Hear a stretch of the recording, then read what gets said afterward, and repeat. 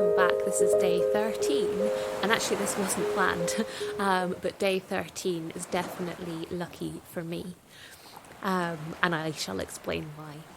So, I think about 3 or 4 days before I went to this place, I had my realisation that I was recovered.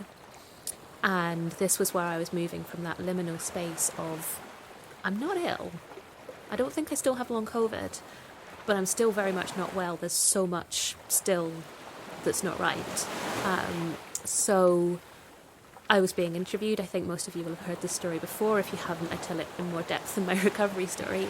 So I was being interviewed, and I was talking about my perfectionist tendencies, which I had kind of discovered a load about, and saying how, perfectionism wasn't particularly helpful in recovery, although it's not always a bad trait, and that understanding this was quite helpful. And then suddenly I was like, oh my goodness, I'm being a perfectionist about flipping recovery, aren't I? Everybody's got something. Everybody's got something that they're working on, or something that's niggling, or whatever. So suddenly I was just like, oh my goodness, I'm recovered, I'm fine. Isn't this wonderful? And, I went and told my partner, and he was just like, yeah, I know. It had just taken me a little bit longer to work it out than he had. I think being a perfectionist, I was like, well, I can't say I'm recovered until every single trace of anxiety is gone. But, I had anxiety before I got sick. Lots of people had anxiety. It doesn't mean that they have long COVID anymore. So I think long COVID had massively exacerbated the anxiety, not surprisingly. But that was kind of a bit of a remnant. So that weekend we went off cycling, and, it was quite tough going, some of it.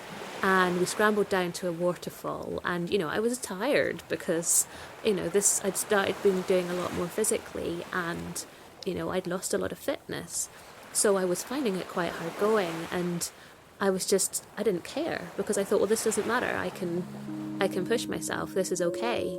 Anyway, we found the waterfall, and this is the Plodder Falls, which is not that far away from here, and it falls from such a great height, and to get down to it you have to go down to then go back up again. And this is somewhere I'd wanted to go for ages, but I'd thought, well, I'd love to get to the waterfall, but I would struggle to climb back out again afterwards, or I certainly wouldn't want to put myself in the position where I have to climb back out afterwards.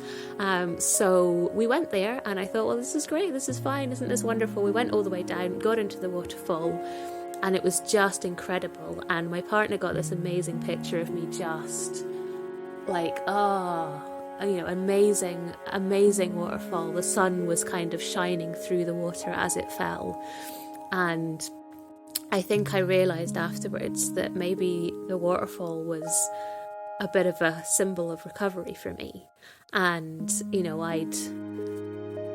I'd got into this waterfall, and this was part of the kind of realisation that my life was my own again, and that it was up to me to kind of build it up and do what I wanted, basically. So I remember, I think I posted this on my social media, but not till a bit later, not till a week or so later, because I just wanted to sit with it myself and sort of work out how I felt about it, because obviously I was overjoyed, that goes without saying, but I think there were a lot of feelings that I was just trying to kind of feel out myself and work out. And I knew that as soon as I said anything to anybody else, they would be putting all their expectations onto me.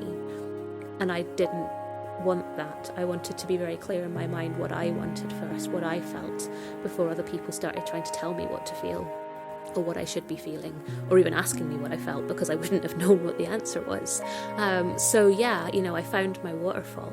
And I think for me, that kind of image of me at the bottom of that beautiful waterfall was kind of a symbol of recovery for me. It was,